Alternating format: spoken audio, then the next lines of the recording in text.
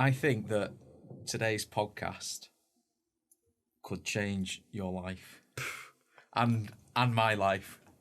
Okay. sounds cool.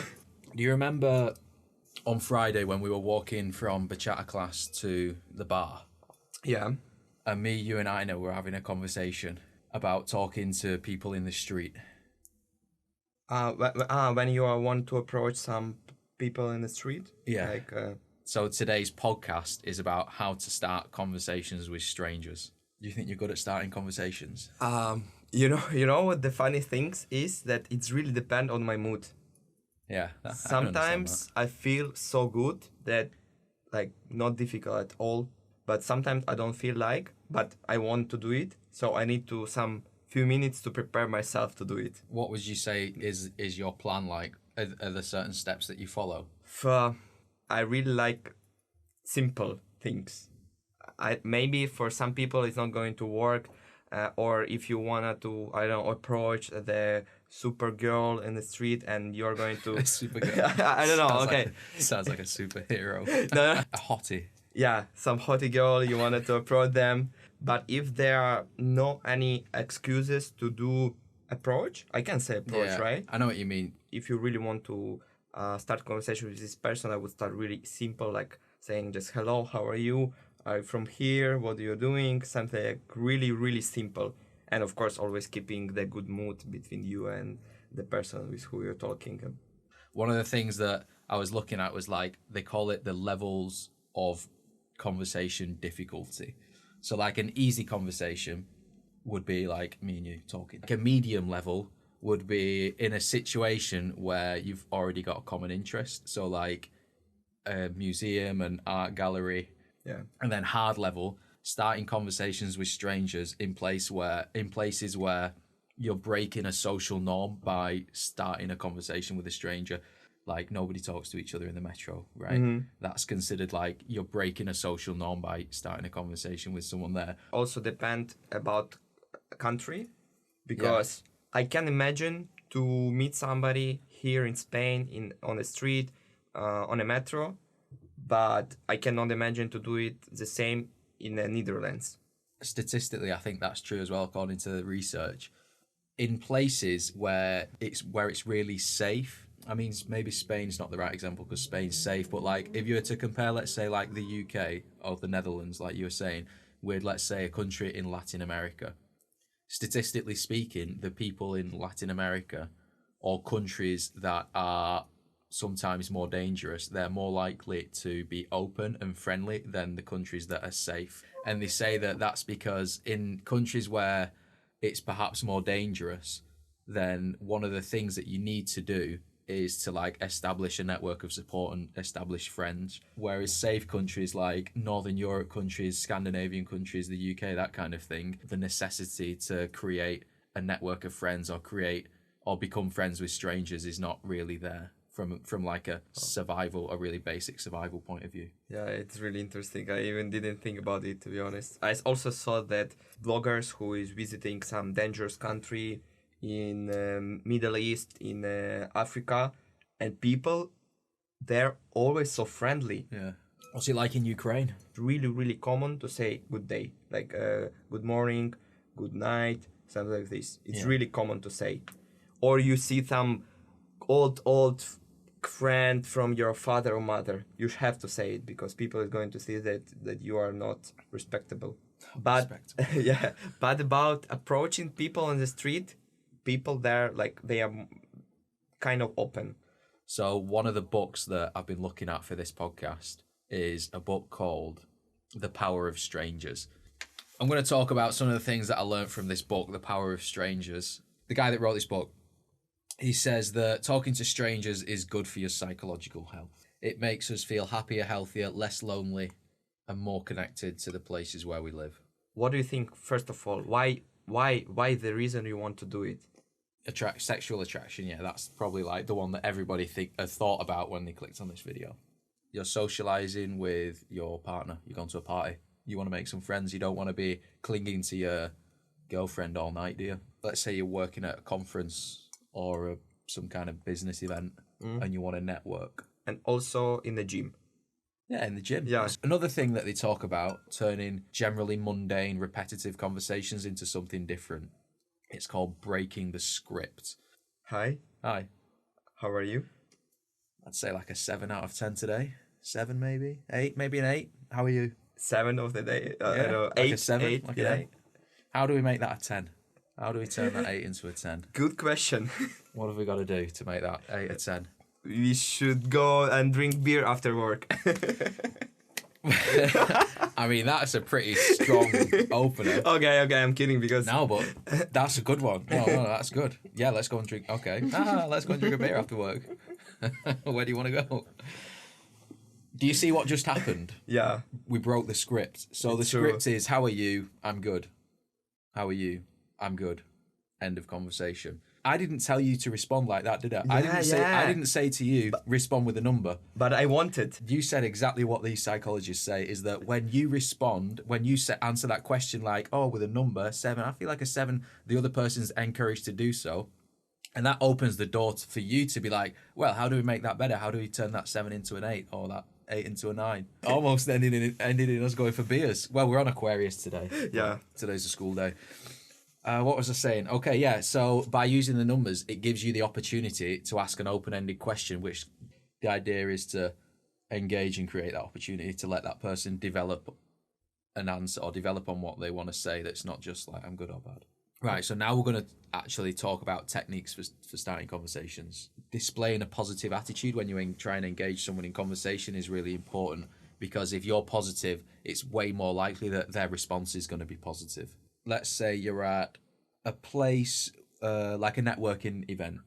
Let's say like that in that environment, it's a given that people will interact with each other, but you just don't know how to start those conversations. So the typical standard thing that you'd say in the beginning, hello, my name's Joe, blah, blah, blah. And then like, let's say your first question is, what do you do for work? What do you do for a living? I'm doing digital marketing. Okay, and what would you like to do more of? Actually, now I'm in a moment when I'm thinking about this, what I would like to do, because I don't know really.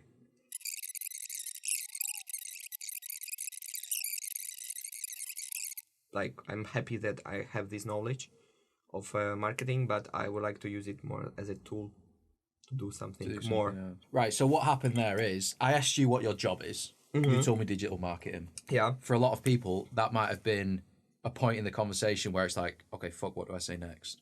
Okay, I don't know where to go from here. So I use one of the techniques that I learned from this book is that, okay, what would you like to do more of? And that opens the floor for that person to tell you about what they're passionate about, what they're interested in. And you see what happened is like you started telling me all about your goals and objectives to use your skills in marketing in different ways to what you've been doing now. And that created a genuine conversation. Okay, let's say, what do you do for a living? They say, you say digital marketer. Rather than saying, do you like it? We're going to change that to, what's your favorite thing about it?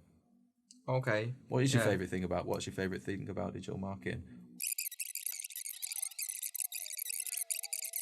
I can use my laptop. I can be in any place. Anywhere. Yeah, anywhere, and doing the job. That's the dream for me as well. And then just a quick one, like, I asked you what was your favorite thing about it. If you wanted to be like funny or a bit more fun, maybe with someone that you know a little bit, you could be like, what's your least favorite thing about it? Okay. Just like a way to change it up. Right, so what if you do want to talk to someone in a situation where it's breaking a social norm? So let's say you're in the subway. So one of the techniques that that they talk about in this book is called pre-framing. And the idea of pre-framing is kind of acknowledge that you realize you're breaking a social norm. So it tells that person that I am socially aware. I'm in the metro and I see someone that I want to talk to, and let's say they've got interesting glasses. Mm-hmm. And I go up to that person and I say, hey, I think your glasses are interesting. That's going to be kind of abrupt, and I'm breaking the social norm by starting a conversation with someone in that environment. So instead of saying, hey, I like your glasses, I could be like, hey, I know we're not supposed to start conversations on the metro, but I really like your glasses. Okay, that's what pre-framing is. Okay. Worst case scenario is you make that person's day better, and there's no interesting conversation that comes out of it. Once you initiate the conversation, it's kind of like down to you to get to the point where you can ask an open question and start giving that person the opportunity to tell more about themselves. Whether you get to that point is probably going to depend on a lot of different factors. Like, is that person busy? Does that person want to talk to someone right now? And I think one of the things that's important to remember is whether it develops into an interesting conversation or whether that person doesn't really want to talk, that's not necessarily a reflection of you. That's just whatever's happening in that person's life at that time. And then there's other things that might influence what they think about you. If it's me approaching, let's say, an old gentleman and I want to say that he's got really cool glasses, that's probably not going to be considered disingenuous. He's going to be like, oh yeah, he probably just likes my glasses. Yeah. If you're approaching let's say I'm approaching a girl of my age, she's probably going to think, okay, this guy's hitting on me. In neither situation is the person going to feel offended or insulted. Maybe it develops into a conversation, maybe not. One of the other tips they give about starting conversations with strangers, like complete strangers in places that are not considered, where it's not considered normal. Let's say you're walking around a city, like find things that you're genuinely interested in. And if you see someone in some way attached to that thing, then ask them about that thing. The other thing that we're going to do is, because we didn't want to be the podcast that just talks about how to talk to strangers. We are going to do it. We wanted to actually do it. Over the next 5 days, it's 5 days until we film our next podcast. We're both going to try and start a conversation with 2 strangers a day. 2 episodes ago, we talked about starting conversations with strangers. How many conversations have you started, Vasil, with strangers? As I told, just one. Now I'm really want to use these two techniques. First technique, when I'm going to be in the street and I will be interesting to start talking with somebody, so I want to use this that I know that it's not pretty common to start conversation with a stranger in the street. Yeah, I think you need to work on the delivery on that one though. Yeah. Otherwise it's going to be like, what the fuck are you talking about?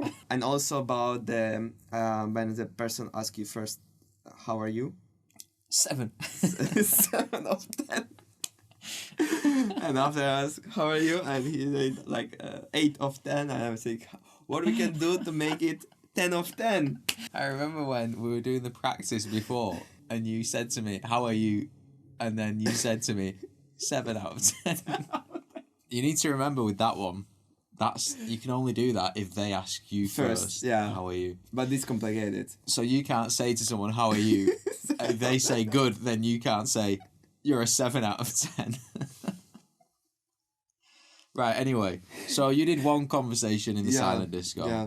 All right. Well, I've only done 3, so I'm not much better. Yeah. So for one, I was asking a girl at a dance class what do you like about your job, and that turned into a long conversation because she liked her job. So I did one in the gym. There was a guy doing calisthenics, and I'm interested in calisthenics, so I went over to him and asked him for some help. I did a doubly. I did something that I'm interested in and asking for help. Anyway, he was helping me, showing me how to do handstands because I'm becoming a handstand enthusiast.